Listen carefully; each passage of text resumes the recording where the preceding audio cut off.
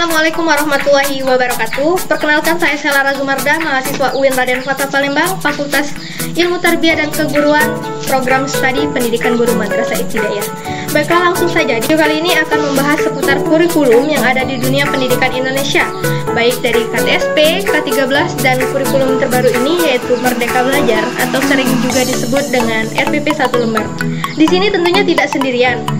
Saya kedatangan tamu istimewa yaitu pahlawan tanpa tanda jasa. Narasumber saya Ibu Zuriana selaku guru dari SD Negeri 1 Bumi Ayu, Musi Banyuasin.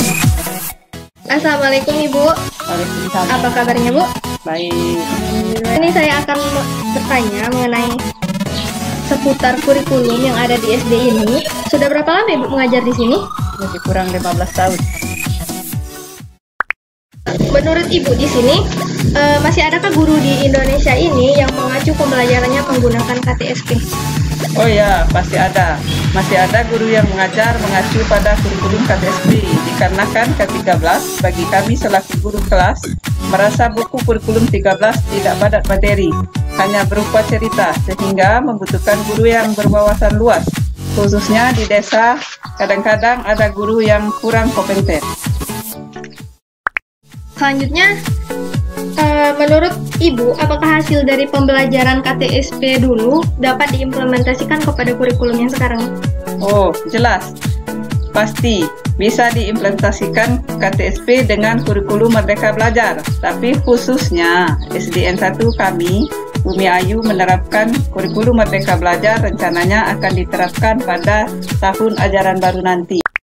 Selaku wali kelas, bisakah Ibu menjelaskan apa saja permasalahan yang dialami selama penerapan kurikulum 2013 ini? Adakah kelebihan atau kekurangan? Untuk kami selaku guru, kami lebih senang belajar KTSP ketimbang kurikulum 13 karena KTSP materinya lebih padat. Yang jelas, untuk anak didik mudah merasakan pembelajarannya. Untuk guru yang kurang berwawasan, mudah mengajarkan kepada anak didik dan menerapkan, sehingga anak didik mudah memahami apa yang diberikan mata pelajaran oleh gurunya. Pertanyaan selanjutnya, dalam pelaksanaan kurikulum 2013 ini, di setiap sekolah tentunya ada program yang bertujuan untuk mendukung PPK atau penguatan pendidikan karakter. Menurut Ibu, cara memilih program yang tepat untuk diterapkan di sekolah itu bagaimana? Apakah ada kriteria? Ya, jelas kriterianya guru harus mampu menjadi fasilitator sehingga guru mampu menciptakan suasana belajar yang aktif, inovatif, dan berkarakter serta menyenangkan. Apakah ada pelatihan atau bimbingan khusus dari pemerintahan pusat atau pemerintah daerah mengenai cara penilaian K13 seperti ranah penilaian afektif, kognitif, dan psikomotorik, atau isi rapot K13 yang sudah menggunakan rumus Excel semua, Bu?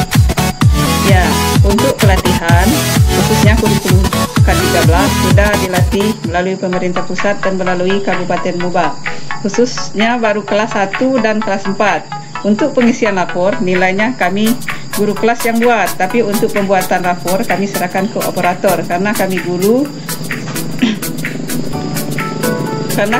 kelas tidak mempunyai komputer pribadi, apalagi kami selaku guru honor.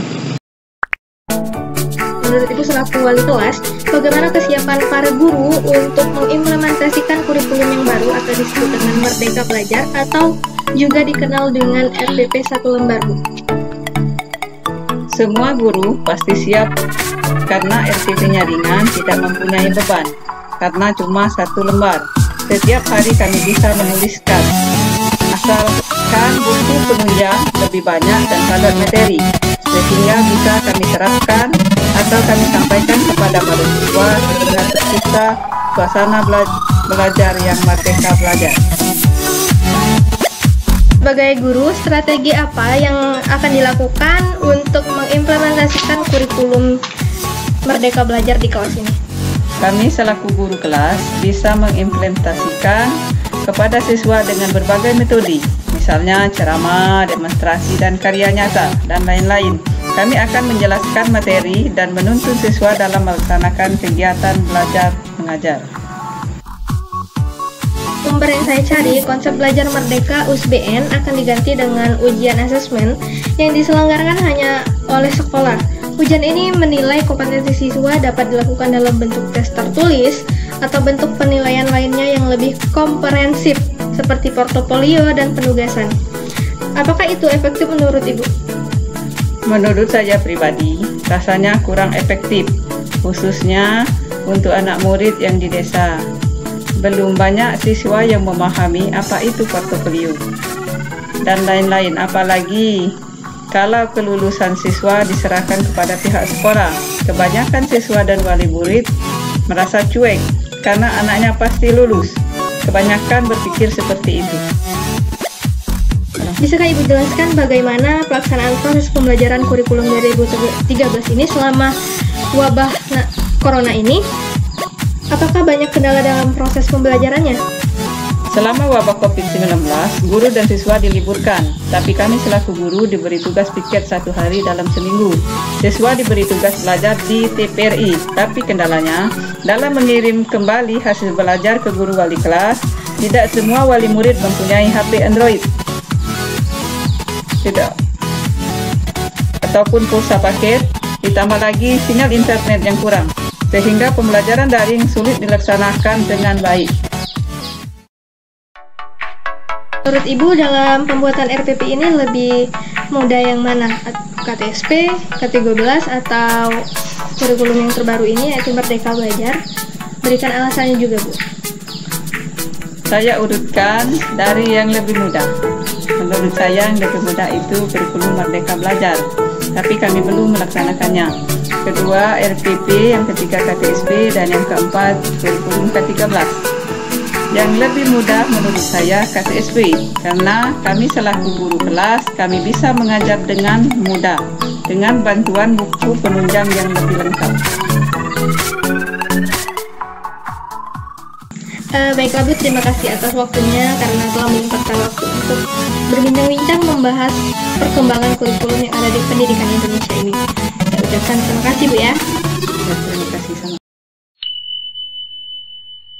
Jadi dari hasil wawancara tadi dapat kita simpulkan bahwasanya perkembangan kurikulum dari masa ke masa ini memiliki sisi pro dan kontra di setiap guru yang menerapkan kurikulum tersebut. Dan ya, benar sekali, untuk pendidikan di desa mungkin kurangnya sosialisasi mengenai kurikulum yang mengakibatkan kurangnya wawasan mengenai kurikulum 2013 tersebut, yang mengakibatkan guru di daerah pedesaan masih menerapkan sistem pembelajaran berbasis KTSP.